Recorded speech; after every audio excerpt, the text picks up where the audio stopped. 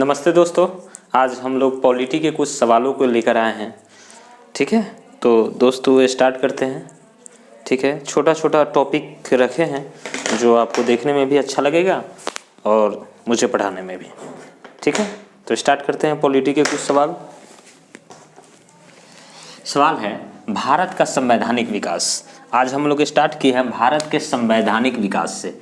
ठीक है, पॉलिटी में दोस्तों ये जितने टॉपिक्स को हम पढ़ा रहे हैं इसका प्रॉपर आप लोग नोट्स बनाते चलिए।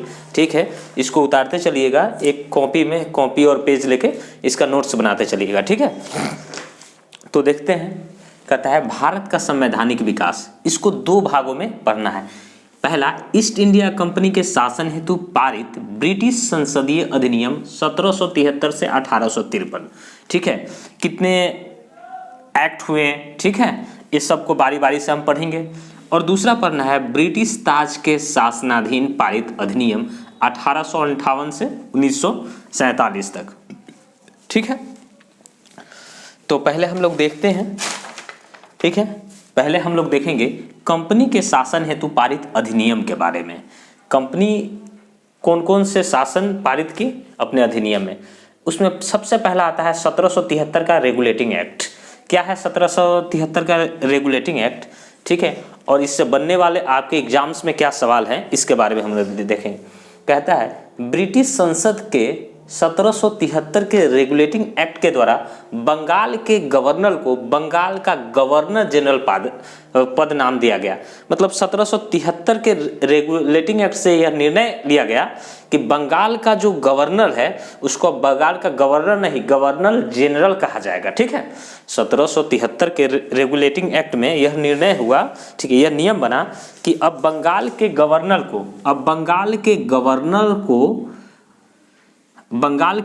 को बंगाल का गवर्नर जनरल पद नाम दिया गया।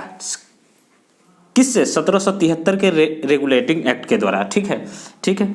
इसके बाद इसके तहत वारेन हेस्टिंग्स बंगाल का प्रथम गवर्नर जनरल बना।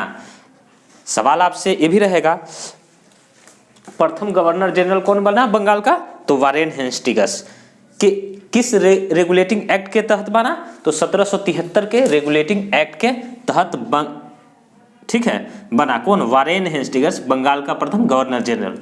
उसके बाद है 1773 के रेगुलेटिंग एक्ट के तहत 1774 में कलकत्ता में एक उच्चतम न्यायालय की स्थापना की गई। एक उच्चतम न्यायालय की स्थापना की गई। दोस्तों इसका प्रॉपर नोट्स बनाते चलेगा। स्थापना, न्यायालय की स्थापना की गई। ठीक है, 1773 के रेगुलेटिंग एक्ट के तहत 1774 में, इस बात को ध्यान रखिएगा, एक्ट 1773 का रेगुलेटिंग एक्ट था, लेकिन न्यायालय कब बना? 1774 में कलकत्ता में एक उच्चतम न्यायालय की स्थापना की गई। ठीक है, इसके तहत कंपनी के कर्मचारियों पर निजी व्यापार करने, जो निजी व्यापार अपना पर्सनल व्यापार करते थे उस पर, तथा भारतीयों से उपहार लेने पर प्रतिबंध लगा दिया गया। ठीक है, 1773 के रेगुलेटिंग एक्ट के तहत ही कंपनी के कर्मचारियों पर, जो कंपनी के जो भी कर्मचारी होते थे ब्रिटिश, ठीक है, उसको व्यापार करने, ठीक है, तथा भारतीयों से उपहार लेने पर क्या किया गया? प्रतिबंध लगा दिया। इसके तहत कलकत्ता में सर्वोच्च न्यायालय के पहले मुख्य न्यायाधीश एलिजा एम्पे बने। सवाल ये भी हो सकता है कि पहले मुख्य न्यायाधीश कौन थे? कलकत्ता से के पहले सर्वोच्च न्यायालय के मुख्य न्यायाधीश कौन थे? एलिजा एम्पे। ठीक है, इस पर ध्यान दीजिएगा, एलिजा एम्पे। ठीक है, तो मुझे लगता है कि ये 5 पॉइंट ही थे 1773 के रेगुलेटिंग एक्ट के तहत। फिर से देखेंगे सवाल क्या बन सकते हैं। सवाल था 1773 का रेगुलेटिंग एक्ट, याद करेंगे 1773 का रेगुलेटिंग एक्ट। 1773 का रेगुलेटिंग एक्ट के तहत बंगाल के गवर्नर को बंगाल का गवर्नर जनरल पद नाम दिया गया। ठीक है, 1773 का रेगुलेटिंग एक्ट के तहत बंगाल के गवर्नर को बंगाल का गवर्नर जनरल पद नाम दिया गया। पहला पॉइंट। दूसरा पॉइंट को हम लोग याद करेंगे।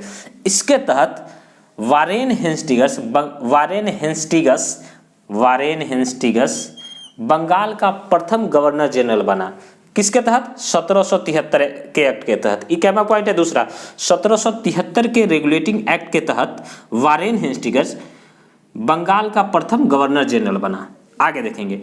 उसके बाद 1773 के रेगुलेटिंग एक्ट के तहत ही 1774 में, 1773 में नहीं, 1774 में, 1773 के रेगुलेटिंग एक्ट के तहत 1774 में कलकत्ता में एक उच्चतम न्यायालय की स्थापना की गई।